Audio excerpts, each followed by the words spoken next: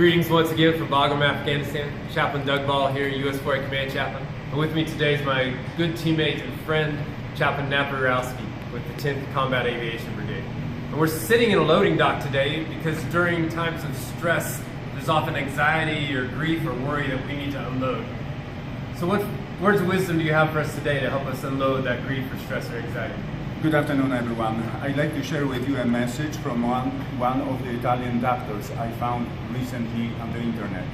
He says, "I have never imagined in my darkest nightmares that I could experience what had been going on here in our hospital for the last 3 weeks now.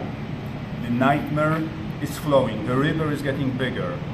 We are no longer doctors, but we became sort of workers at the conveyor belt deciding who should live and who should be sent home to die.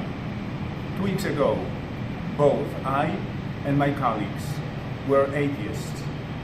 It was normal because we are doctors and we were told that science excludes the existence of God. 9 days ago, a 75-year-old priest came to us.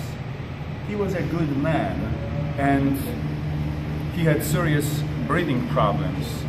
He had the Bible with him and made a great impression on us by walking with his Bible from sick to sick person and reading Bible in the rooms. He died yesterday, holding it, his Bible, in his hands. We were tired, discouraged, exhausted mentally and physically, but when we had time, we were listening to him. We realized that where a man is unable to do anything more, we need God. So we began to ask him for help when we only had a few free minutes. We talked to each other and we cannot believe that we, cynical and convinced atheists, are looking for peace every day, asking the Lord to help us, to lean on Him, that we may continue looking after the sick. End of citation.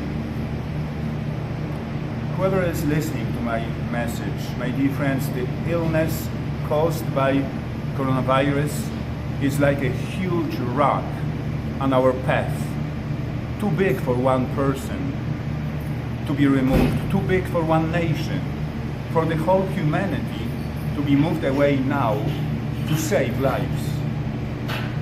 I'm a priest, I'm a chaplain, I'm a person praying together to God, praying each day to God. I know that you pray as well. Let us join our forces. Let us pray together from the depths of our hearts. Let's ask God for help, for reversing the pandemic, for the protection of our lives, of the lives of our sisters and brothers. Let us ask God to help the Italian doctors, the medics everywhere in the world, and all of us to remove boulder from our way. We cannot get together for community prayer, and that's good for us. However, we can be a community in the midst of social distancing.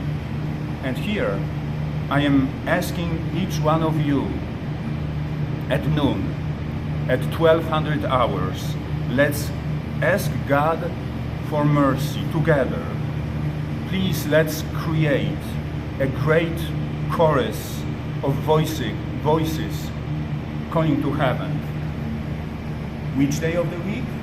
Every day of the week, at noon. If you are military, feel free to email me on Global. There is only one Napieralski in the whole US Army. Shoot me a short note if you want to join the group of prayer, the prayer group. I will gather all your email addresses and in return will let you know how big or small is our prayer group. Jesus in Matthew 17:20. I say to you, if you have faith the size of a mustard seed. You will say to this mountain, move from here to there, and it will move. Nothing will be impossible for you. Jesus Christ, healer of all, stay by our side in this time of uncertainty and sorrow.